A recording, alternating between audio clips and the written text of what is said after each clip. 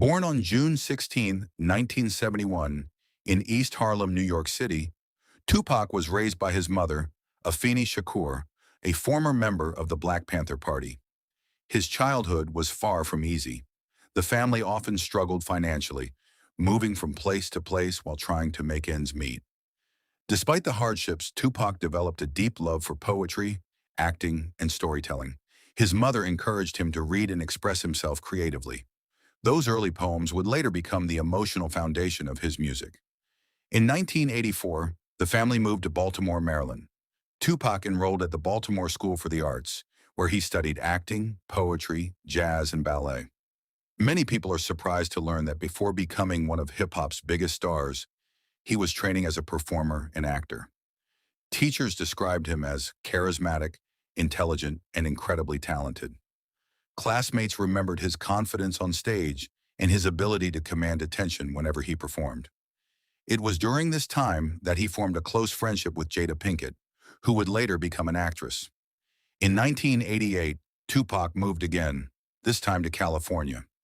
The transition was difficult, but it also placed him closer to the growing West Coast hip-hop scene.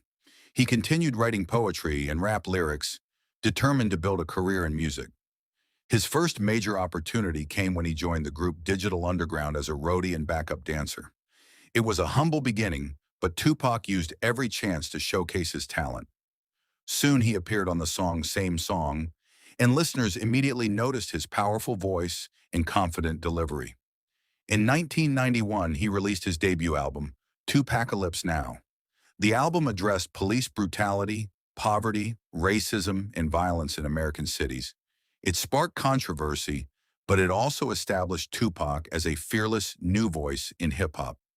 2 years later, he released Strictly For, My N-I-G-G-A-Z, featuring hits like Keep Ya Head Up and I Get Around. Keep Ya Head Up became one of his most respected songs, encouraging respect for women and highlighting the struggles faced by single mothers. At the same time, Tupac began building an acting career. He starred in the film Juice, earning praise for his intense performance as Bishop. He later appeared in Poetic Justice, alongside Janet Jackson in Above the Rim, proving that he had genuine acting talent beyond his music career. As his fame grew, so did controversy. Throughout the early 1990s, Tupac faced several legal issues that attracted massive media attention. In 1994, he was convicted on charges related to the sexual abuse of a woman at a hotel in New York. Tupac consistently maintained his innocence regarding the allegations that led to his conviction. While serving time in prison, he continued writing music. Then Death Row Records executive Suge Knight offered to pay his bail, while his conviction was under appeal in exchange for recording albums with the label. Tupac accepted and joined Death Row Records after his release. What followed was one of the most explosive periods in hip-hop history. In 1996, Tupac released All Eyes on Me, the first double studio album by a solo hip-hop artist. The album featured hits such as California Love, How Do You Want It, and two of America's Most Wanted. It sold millions of copies and cemented his status as one of the biggest stars in the world. During this time, tensions between East Coast and West Coast rap artists intensified. The media heavily covered the rivalry between Death Row Records and Bad Boy Records, led by Sean Puff Daddy Combs and featuring the notorious B.I.G.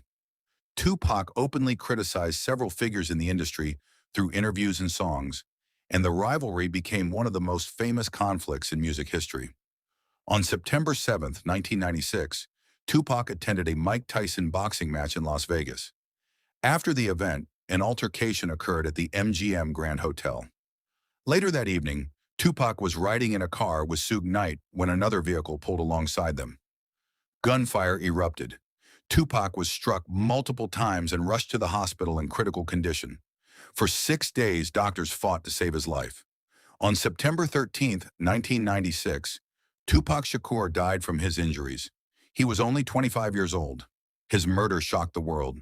Despite numerous investigations over the years, the circumstances surrounding his killing have remained the subject of extensive investigation, public discussion, and speculation.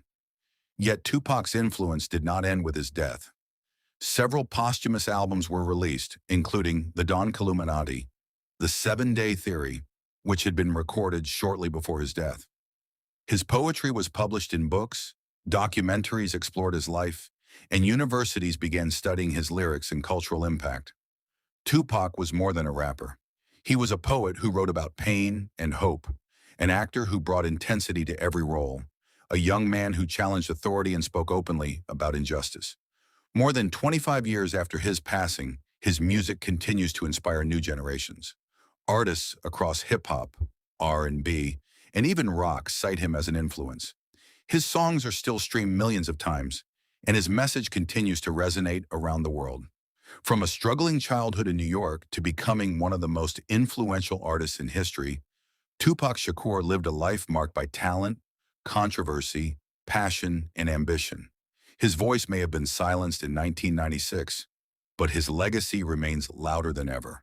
And that is why Tupac Shakur is still remembered not only as a rap legend, but as one of the most important cultural figures of his generation.